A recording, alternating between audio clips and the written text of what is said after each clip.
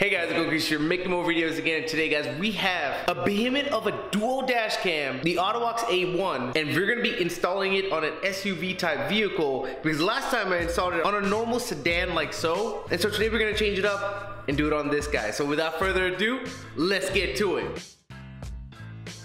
Alrighty guys, we have the box right here ready to go, and also I have some terminals right here. I'm gonna leave the link in the description below for this. Makes it easier to connect wires if need be. However, I do believe that this is all plug and play, so I might not even use this for this project, but I'll just leave the links in the description below for those anyways. But let's actually unbox this bad boy. All right, first things first, let's take off the, oh my gosh, yeah. So first thing first, what is different about this bad boy is the fact that it has a swivel camera, okay? So what this means, I'm going to show it to you in a second, but it basically, you can swivel it around, you can show the front if you want, and or you can show the what's inside, what's happening in the passenger section of your vehicle and stuff like that. And or obviously if someone comes up to the window, say for instance someone that you don't want to come against your window, or you just want to record that individual behavior, police officer, whatever it is, you have the 360 swivel on this bad boy, so you can turn it to your window to show what's happening, so you don't have to only show what's happening in the front. I really like that. The one thing I love about this is the fact that it doesn't have the camera right here. A lot of people complain about the camera being right here. It just, ergonomically speaking, doesn't fit well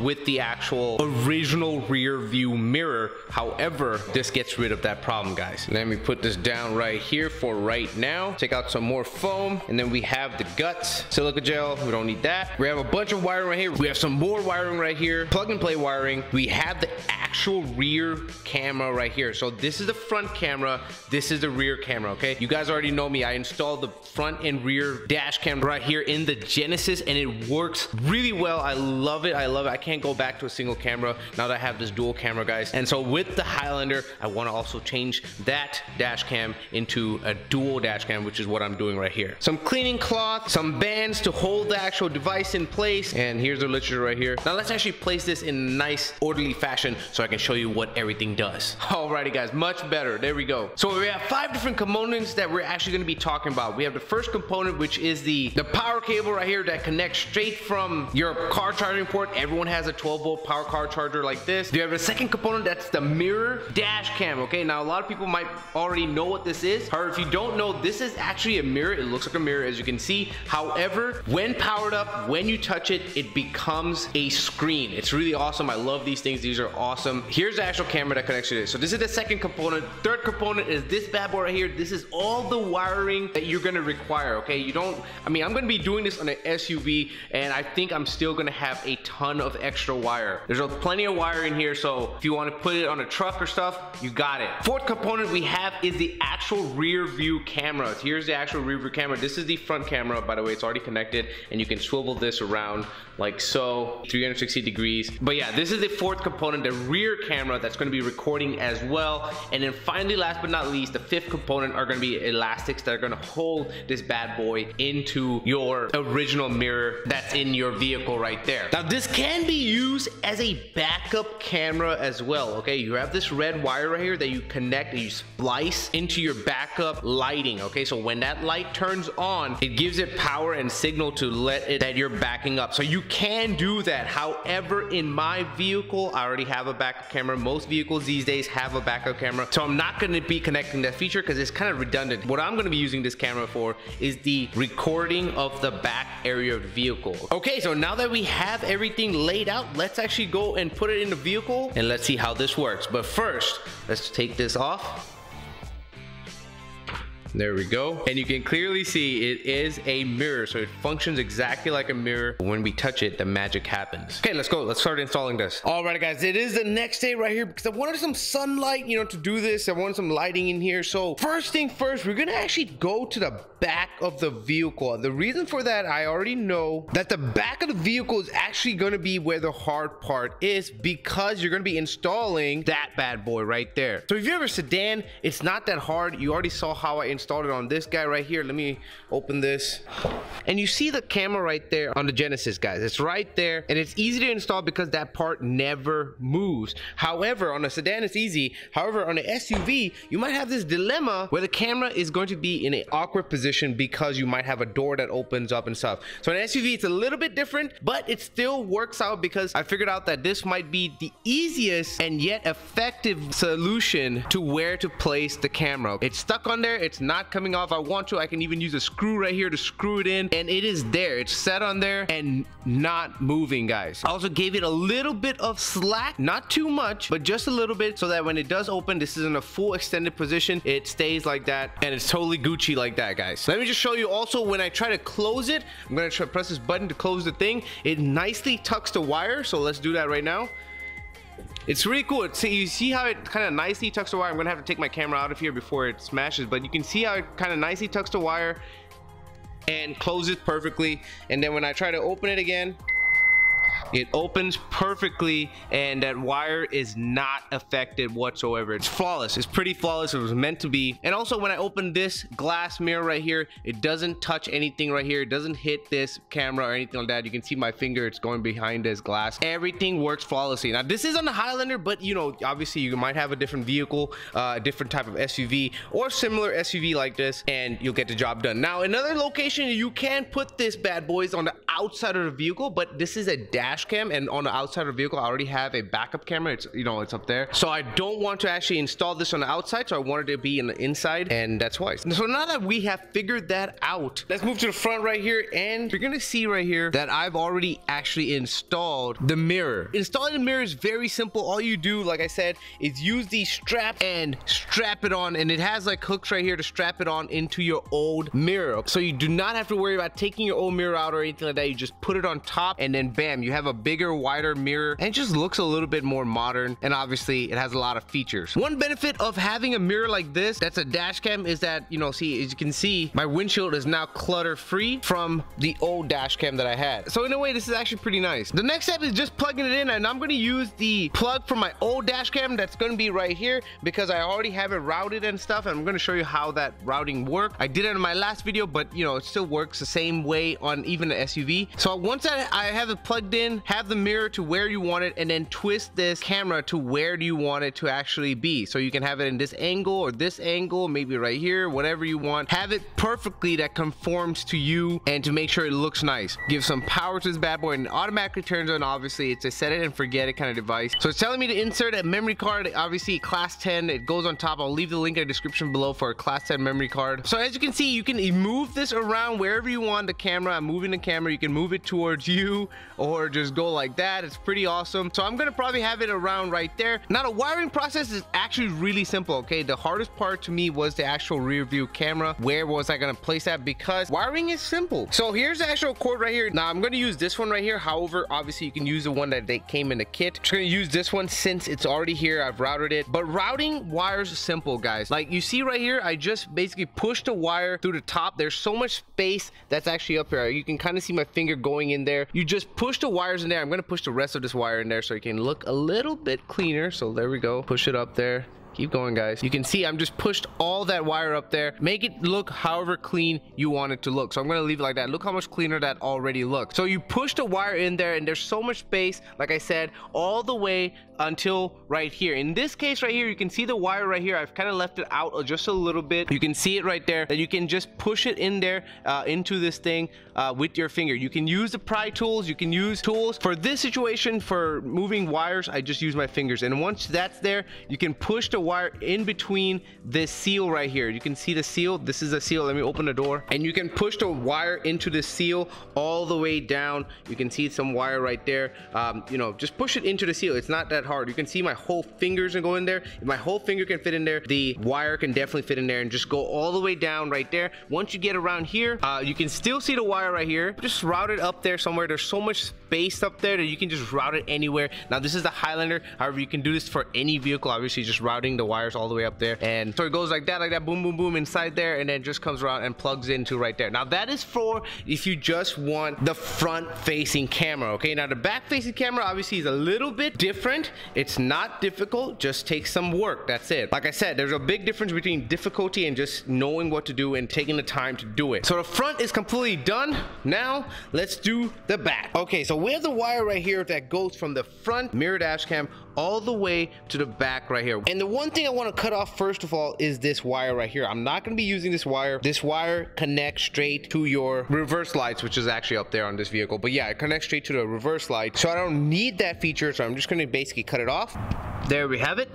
And now I can use this wire for whatever reason later on in the future. Now this looks like this. Much cleaner. And what I like to do this time, I've actually planned this out. I want to start from the front, okay? I want to start from the front due to the fact that I know there's going to be a ton of extra wire remaining, and I feel like the best place to keep all that extra wire, because you're going to have to keep it somewhere, is actually in this location right here. I'm going to tie it up and put it in this location. This is easy to take off. I'm going to show you how to do that in a second, but yeah, I'm going to actually put it in here. So in that case, I'm going to actually start in the front. So let's take this in the front and let's start wiring this vehicle. All right, I've already put the wire in here. As you can see, this is the wire for the backup, this is the wire for the power, and I've already put it in there. And now I've already started pushing this wire at the top. Just gonna start pushing it all the way in the top right there. Just keep working my way this way. For right now, I'm just gonna do this. And there we have it, guys. And so when we get to this corner right here, I'm just gonna basically push it into here like I did this other wire. There we have it. I've just pushed it in. So we have the one wire right here, and we have the other wire that goes all the way down to this plug right here. And now instead of going down, obviously we need to go to the rear of the vehicle. So we're gonna start pushing this wire through this top trim that's right here. So we're gonna go this way instead of going down. So let's push that in. As you can see, so I'm gonna need 2 hands for this. However, I'm gonna show you, I'll just push it through here. As you can see, I'm just pushing it, the wire like this, and it's going all the way down. So I'm gonna keep going all the way to the back. So as you can see, I've gotten to this point right here. You can make this look completely clean where there's no wires showing, guys. I'm just showing you, and then you just basically push it through this trim right here. There we go. Look how simple that is. And now you can't even see the wire. And I'm doing the exact same thing right here, just pushing the wire in like so, going all the way to the back right here, push it in some more, and then I'm gonna continue right here and just keep going. As you can see, let me just do this real time as well. There we go. Just push the wires in there and just dig it in. Now, like I said, now make this cleaner looking. I'm going to put the camera down and actually make this a lot cleaner. Obviously, I'm doing this one-handed just to show you guys, but yeah, it's that simple to go all the way to the back. All right, so now that I have actually, you know, routed the wire all the way back here, you can see now I will placing all of the excess wire. You can see all this excess wire right here in this compartment, and I'm going to show you how to actually open this. Now, this wire right here, I've already tried to install it, but I'll actually take it out. I wanted to see how it would fit and stuff. Let's open that compartment. And the way to open any compartment, I mean, these are all held on by tabs, guys. Okay, so most of these parts, believe it or not, are all held on by tabs, and it's as simple as, you know, in my case, for the Highlander right here, for this particular compartment, you guys seen me open many compartments before. All you do is just take off the little bit of stripping. Don't take it off all the way, just take off a little bit and just pull right here. Just give it a little nice pull. There we have it, and it comes off easily. And you can see, if I just give it another tap, there's a ton of space in there, and yes, that is a lot of space, trust me, to hide this rest of the excess wire. So let's connect this bad boy. There we go, we have connected it, and now let's just start stuffing the wire in here, guys. So I've opened it just a little bit more by pulling it out some more to give me that room to like start stuffing this wire into this compartment. And I've also wrapped up the wire like this so that, you know, the wire's not all hanging in there, and you can just now stuff the wire into this compartment. Let me just do that, putting the camera down. And now once you've stuffed the wire in there, you can now start banging this back into place. As you can see, I'm just gonna hit it, give it a nice little tap. There we go, 1, 2, 3. Just give it a couple more taps here and there. Make sure it looks the same on the other side, as you can see, and then just basically put the weather stripping back on. And since you didn't take off the whole entire weather stripping, it's actually really simple. Just push this guy back on to place. So once you get the weather stripping, just make sure you tap it all around the car and you are golden. And that's how simple it is, guys. It really is that simple. I mean, I didn't want to make this a long drawn out video of me doing every single point, but it is literally just stuffing wires into spots, just taking maybe a little bit of trim off. And I only took off the trim right here. I didn't have to take off anywhere else, even though I could, even though you can. And you can even take off the weather stripping even more so you can get it even cleaner, you know, just to your preference. This is the quickest method, obviously, just stuffing it in there. With that being said, this install is done. We're gonna take all this stuff in the front. We're gonna turn on the car and test it out. Let's actually close this door right here, and I just love how beautifully that stuff actually closes. You know, close the door, make sure that everything is in place, make sure the wire's not getting cut or anything like that.